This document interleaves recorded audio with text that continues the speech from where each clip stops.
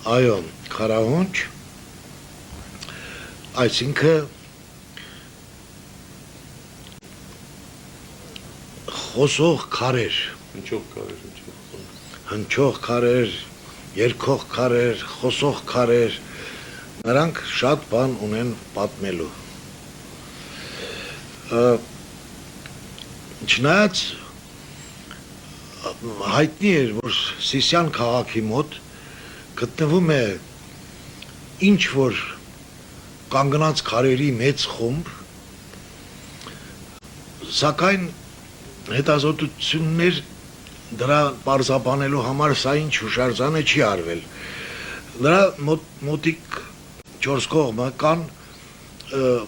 թաղված գերեզմանոցներ, դամբարաններ, հնագույն բնակավայր, որոնք պեղվել են եւ թվարկվել են, համարվել են, որ երկրորդ, երրորդ հազարամյակ Քրիստոսից առաջ տարիք ունեն։ Բայց իրենք այս քարի հուշարձանը չի հետազոտվել եւ ես շատ հետաքրքրվեցի դրանով եւ սկսած 74 թվից կազմակերպեցի էքսպեդիցիաներ, գիտական արշավներ դեպի այդ վայրը։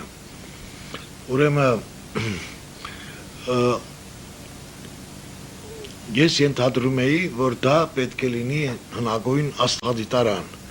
Դրա համար մեր այդ էքսպեդիցիաները ամեն տարի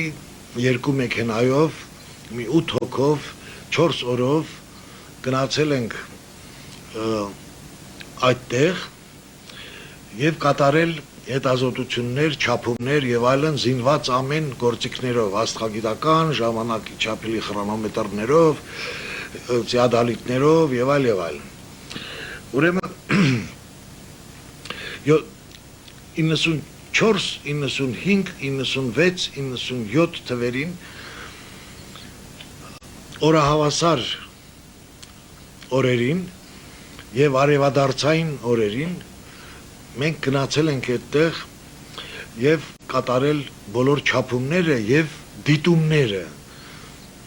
երկնային լուսատուների, արեգակի, լուսնի, աստղերի։ Ես հիմա համառոտ ձեզ պատմեմ, թե ինչ է իրենից ներկայացնում այդ գործիքը, այդ աստղադիտարանը, որովհետեւ դա մի հրաշք է հայոց պատմության մեջ։ Սա տեսքն է նրա ուղղաթռից, հելիկոպտերից նկարած ընդհանուր տեսքը, այստեղ երևում է կենտրոնական շրջանակը, որը 40 քարից է բաղկացած, նրա կենտրոնում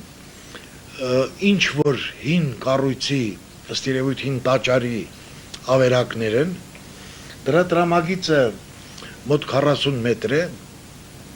մի քիչ ձվածև, իսկ այդտեղից սկսում են թևերը ուղղված դեպի հյուսիս եւ դեպի հարավ մոտ 150 մետր երկարությամբ։ Դրանք շարունակվում են ավելի, քան նկարի վրա երևում է։ Հետաքրքիրը նա է, որ այս կենտրոնական օղակի կազմող քարերը եղել են ըստ երևույթին առ Աստծո տաճար կենտրոնական շենքի հետ միասին, քանի որ նրա ավերակների չափերը մոտավորապես 5-7-ի վրա է պրոպորցիան, որը նույնն է ոնց որ մեր Գառնի հին տաճարի հարաբերությունները։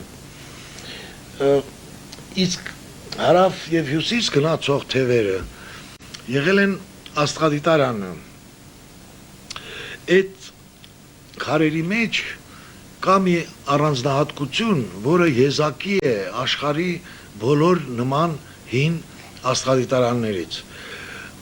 Այստեղ քարերի մեջ կան անցքեր, ուղղված հորիզոնի տարբեր ուղղություններով։ Հիմա ես ձեզ ցույց տամ թևերից մեկի պատկերը, քարերի շարքը, նման պատկեր նույնպես, եւ հիմա ցույց տամ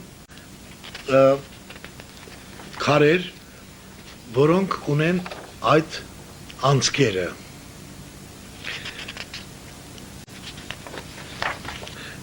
Դուք տեսնում եք այդ անցքերով քարերը իրար հետ եւ որոշ քարեր առանձին այսպես տեսք ունեն եւ ես ուզում եմ ցույց տամ ձեզ մի առանձին նկար անցքը ավելի խոշոր նկարված որ երևա որ այդ անցքերը արված են շատ մաքուր այս քարերը ունեն մոտ կես մետրից մինչև 3 մետր բարձրություն անցքերը արված են քարերի վերևի մասում դա բազալտ անդեզիտ ամուր քարեր են բայց քանի որ շատ հին են նրանք լրիվ մամորով պատած են տարբեր գույների մամորներով պատած քարեր են բայց անցքերը մնացել են մաքուր դա նշանակում է որ ամենասկզբից նրանք շատ լավ հղկված են եղել անգամ փայլեցված Պարզ է որ այդ անցքերը ուղղված հորիզոնի տարբեր մասերը ունեցել են մեկ նպատակ որ դիտեն լուսինը արևը աստղերը նրանց ծագման պահին որոշակի օրերին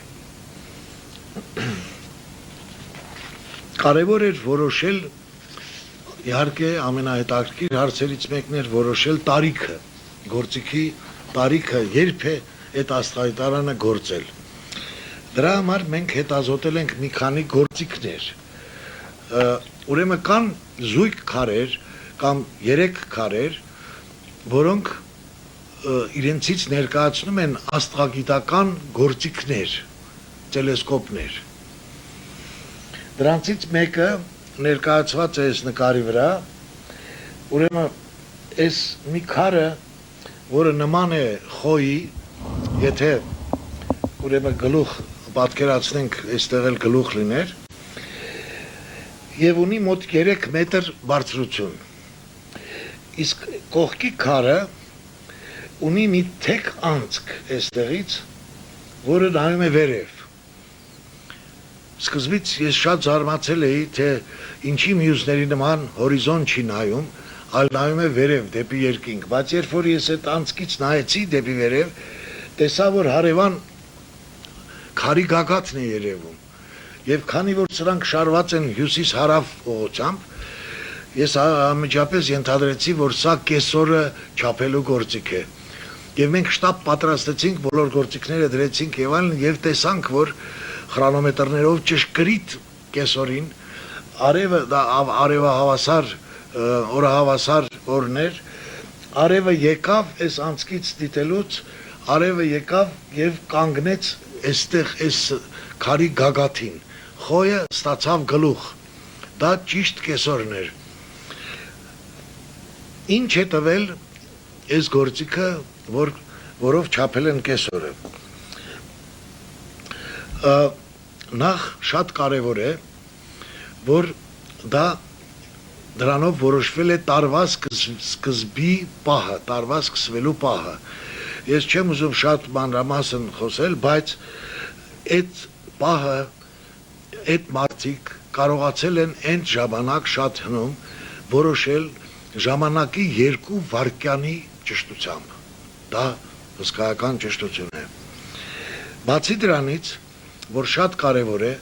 սա թույլ է տվել որոշել, այս գործիքը թույլ է տվել որոշել տեղի աշխարհագրական լայնությունը։ Քանի որ եթե օրահավասարին սեպտեմբերի 21-ին կամ մարտի 21-ին, երբ որ արևը գալիս կանգնում է կեսօրին այստեղ, այդ ուղղությունը, բարձրությունը արևի դիտելու ժամանակ անկյունը հորիզոնի հետ վերցված կամ ուղղահայացի հետ վերցված այս ուղղահայացից մինչև այս թեքությունը այս անկյունը հավասար է տեղի լայնությանը, աշխարհական լայնությանը։ Այդ թիվը մենք չափել ենք մեծ ճշտությամբ եւ այս գործիքով եւ անկախ եւ ստացվում է 39.5 աստիճան։ Ես հիշում եմ, խնդրում եմ այս թիվը հիշեք, որովհետեւ սա սերտորեն կապված է եգիպտական մեծ բուրգի հետ։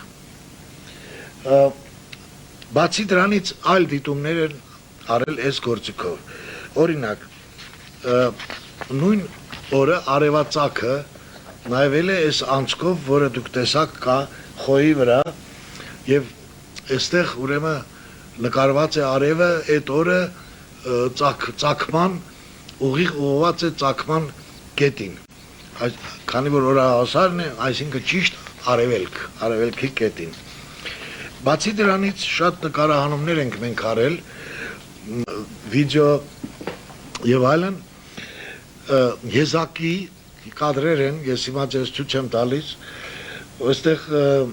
վիդեո կադր է, որ գրված է 22 սեպտեմբերի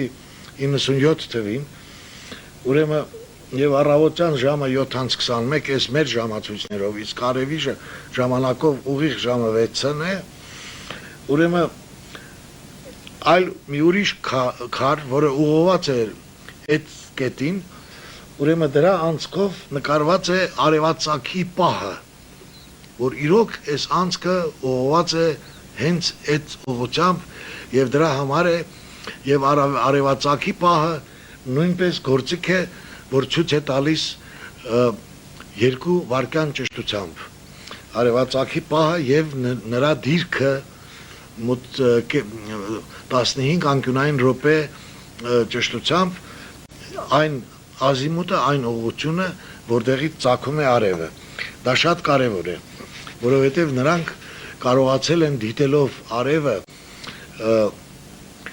տարբեր օրերի, տարվա մեջ որոշել նրա շարժումները, որոշել, որ երկրի առանցքը ունի այսպես կոչված պրեցեսիայի օրենք, որ պտույտ է կատարում դանդաղ, լինելով թեքված 23.5 աստիճան, նա միաժամանակ շատ դանդաղ պտտվում է, ոնց որ արագ պտտվող հոլը մեկ-մեկ այդպես կոնաձև շարժում է անում նրա առանցքը։ Երկրագույնը նույն ձևի երևույթ ունի, առանցքը պրեցեսիա կոչվող երևույթ, որի պարբերությունը, այսինքն մեկ պտույտի տևողությունը կազմում է 26,000 տարի։ Եվ դա մեծ հայտնաբերություն է եղել հսկա, որոնք դրանք արել են այս գործիքները օգտագործելով հին գիտնականները, հայ եւ բացի դրանից մյուս խոշորագույն հայտնաբերությունը եղել է, որ երկրագունդը կլոր է, գնդաձև է։ Նրանք դա իմացել են շատ ավելի շուտ, քանի որ դուք գիտեք, միջնադարյան Եվրոպան հավատում էր, կարծում էր, որ երկրագունդը տափակ է, դրված 3 կրյաների, թե փղերի, թե գիտերի վրա, իսկ մեր հնագույն հայերը, գիտնականները իմացել են, որ դա գնդաձև է եղել։ Այստեղ մի նման ուրիշ քարի ֆիքսված է այդ երևույթը։ Կան եւ գիշերով լուսնի ծագելու նկարներ եւ այլն շատ։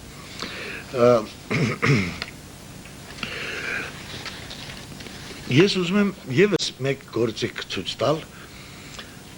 Սա ես շատ զարմացել էի սկզբից, որ տեսա, որ անցքը ոչ թե քարը ծագում անցնում է, այլ մեջտեղից քարի թեքվում բարձրանում է դեպի վեր։ Նայում է զենիթ։ Շատ հետաքրքիր է, որ արևը լուսինը զենիթում երբեք չեն լինում, ուրեմն նրանք դիտել են աստղեր։ Եթե այդ անցքի կորվելու, թեքվելու տեղը դնել հայլու մի կտոր, ապա կարելի է զենիթի աստղերը դիտել։ Հայլին այն ժամանակ կարող էր լինել հղկված օբսիդիանից, մի քարից, որը շատ հարուստ է Հայաստանը, ուրիշ տեղեր համարյա չկա, դա հրաբուխային ապակի է, ժողովրդի մեջ ասում են սատանի եղունգ, եւ նա տեղից շատ փայլուն մակերես ունի։ Ուրեմն այդպիսի գործիքով պերիսկոպ է դառնում, եթե այդ կտոր հայլին դնեք, երևի բոլորդ գիտեք ինչ է նշանակում պերիսկոп, ուրեմն նայել են զենիթի կետին։ Այդ բանը, որ դարերով, հազարամյակներով լինի կայուն առանցքը, վերտիկալ առանցքը ողայած մնա, քարը ունի, ինչպես մյուս քարերը ես չասեցի, բայց ստեղ ասեմ, այս իր հետևի մասում դիտելու կողմը այս կողմն է, իսկ այս հետևի մասում քարի մեջ փորված է մի թաս, որի մեջ եթե լցնեք ջուր, ապա այդ ջրի մակերեսը հանդիսանում է հարթաչափ վատերպաս, որը թույլ է տալիս ստուգել քարի առանցքի դիրքը եւ եթե թեկություն ունի շտկել։ Ասեմ պերիսկոպ աստղի գործիքի մասին։ Ուրեմն քանի որ այդ հայլին իհարկե շատ կատարյալ չէր, երևի պայծառ աստղերն էին առաջի հերթին դիտում։ Ուրեմն 97 թվից հետո 98-99 թվերը ես կատարել եմ շատ մեծ հաշվարկներ աստղերի շարժումների, արևի լուսնի շարժումների ըստ այնտեղի կատարված չափումների։ Տվյալ դեպքում պերիսկոպի համար ես վերցրել եմ մեր երկնքի ամենապայծառ 21 աստղ եւ օգտագործելով պրեցեսիայի այդ առանցքի պտտման օրենքները եւ աստղերի սեփական շարժումների չափը որոշել, թե արդյոք երբևիցե անցյալում որևէ մի աստղ անցել է այդ աստղադիտարանի զենիթի կետով։ Պետք է ասեմ, դա քիչ հավանականություն ունի, բայց ես փորձեցի, այդ հաշվարկները ցույց տվեցին, որ այո, եղել են 4 աստղ հազարամյակների ընթացքում, որոնք անցել են այդ կետով, զենիթի կետով։ Ուրեմն հենց դրանց դիտելու համար է սարքված եղել այս պերիսկոպ գործիքը։ Որը խոսում է նաև տարիքի մասին, պաստորը։ Այո, ամենահին աստղը, առաջին ասենք հնից հաշված, որ անցել է զենիթի կետով, դա եղել է Կարապի համաստեղության Դենեփ պայծառ աստղը։ Նա անցել է զենիթի կետով 7630 տարի առաջ։ Այդ նույն անցքի կետով։ Այո, հենց այս անցքի նայող զենիթի կետով անցել է 7630 տարի առաջ։ Դա մեծ ճշտությամբ հաշված է, սխալը կազմում է ընդամենը 7-ից 10 տարի, որ այդ 7600-ի մեջ շատ մեծ ճշտություն է, եւ մոտ 100 տարի անցել է շատ մոտիկ այդ կետով, եւ այսինքն այդ անցքից երևացել է, այսինքն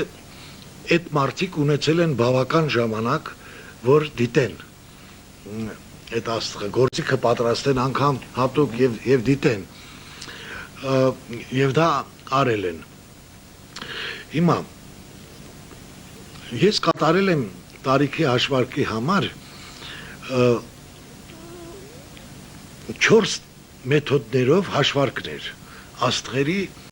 եւ արևի լուսնի համար։ Այդ 4 մեթոդները աստղագիտական են, բայց իրարից անկախ մեթոդներ են։ Եվ այդ 4 անկախ մեթոդները տվել են նույն արդյունքը, որ այս աստղադիտարանը ակտիվ աշխատել է ավելի քան 7500 տարի առաջ։ Պետք է ասել, որ այս թիվը այսպես սենսացիոն թիվ է։ Բանը նրանում է, որ մեզնից 5000 տարի առաջ ու մի քիչ ավել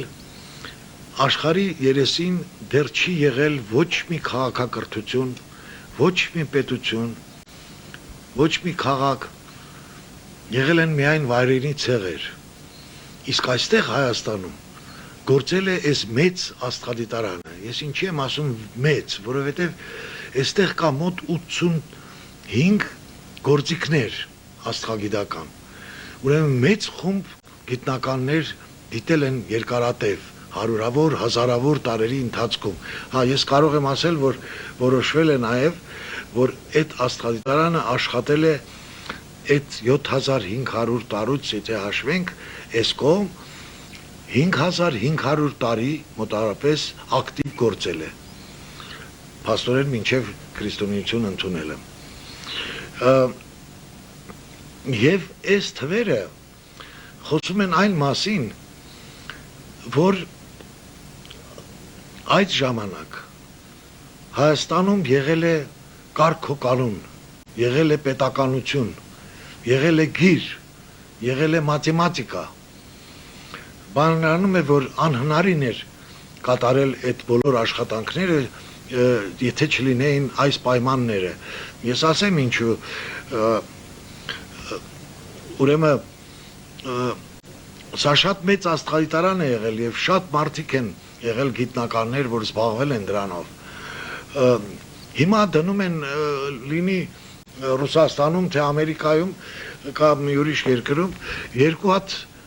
տելեսկոպ են դնում եւ ասում են, որ սա աստղադիտարան է։ Եվ դա այդպես է։ Կամ մի քանի հատ։ Այստեղ ես նորից եմ ասում, 80-ից ավել գործիքներ են աշխատել 5500 տարի։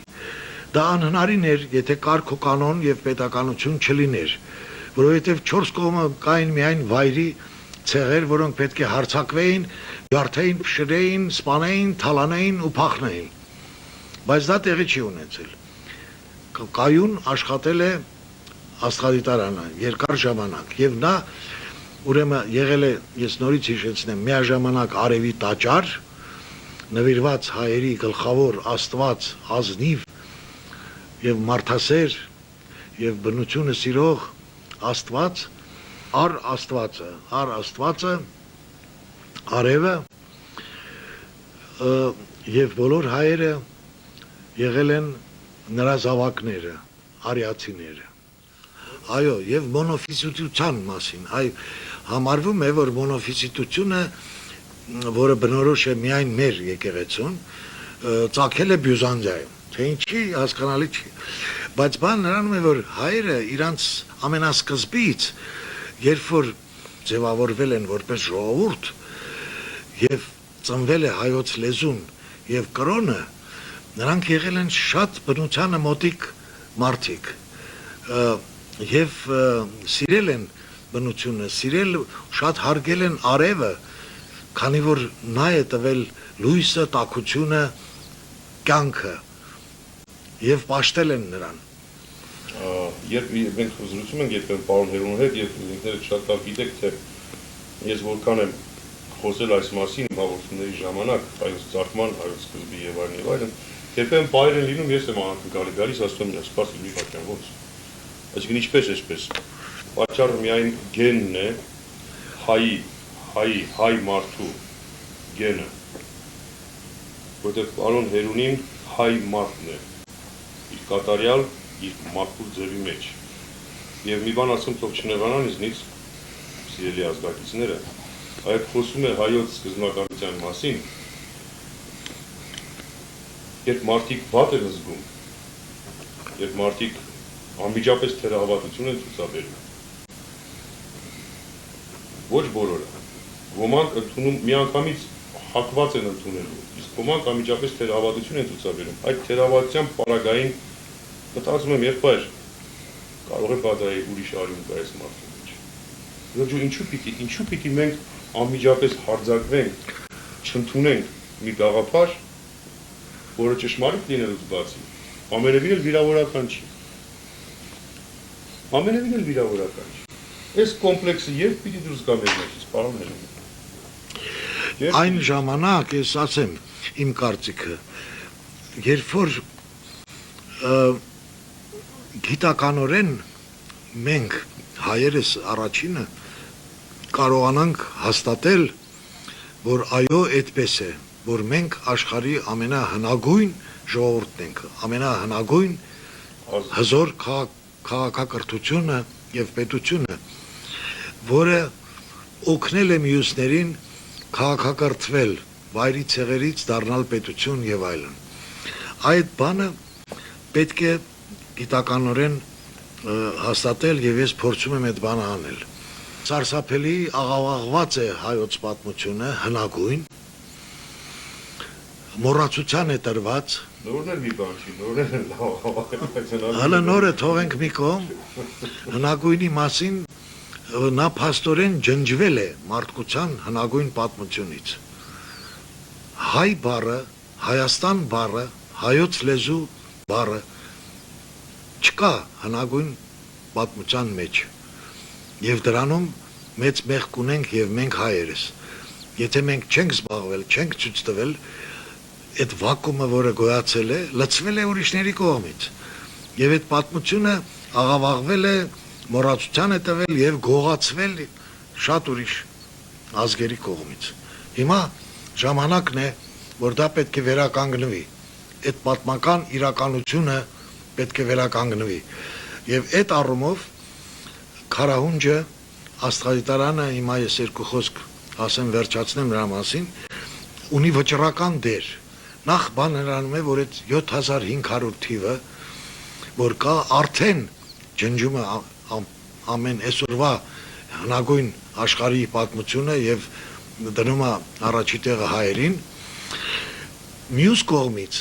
այդ թիվը հերքել անհնարին է, որովհետեւ դա պարզաբանված է աստղերի շարժումների ճշգրիտ հաշվարկների միջոցով։ Ես կարող եմ ավելացնել, որ դա արդեն տպագրվել է Մոսկվայում, Երևանում, եւ ես ուղարկեցի նաեւ Ամերիկա, որտեղ ապրում է Վաշինգտոնում հայտնի պրոֆեսոր Հոկինսը, որը աշխարհի ամենաընդունված մասնագետն է, այդպիսի հնագույն, օրինակ Անգլիայի Սթոունհենջի եւ այլն հուշարձանների տարիքը աստղերի միջոցով աստղագիտական մեթոդներով որոշելու հարցում։ Եվ ուղարկեցի իրեն անգլերեն տարբերակը իմ հոդվածի եւ նա ստուգելով իմ հաշվարկները պատասխանեց, որ ինքը շատ զգացված է կատարված մանրակրկիտ եւ ճշգրիտ հաշվարկներով։ Այսինքն այդ 7500 թիվը չի շղթվում, ընդունվում է, իսկ դա նշանակում է այդ հեղափոխությունը հայոց եւ միջազգային պատմության մեջ։ Երկրորդ ես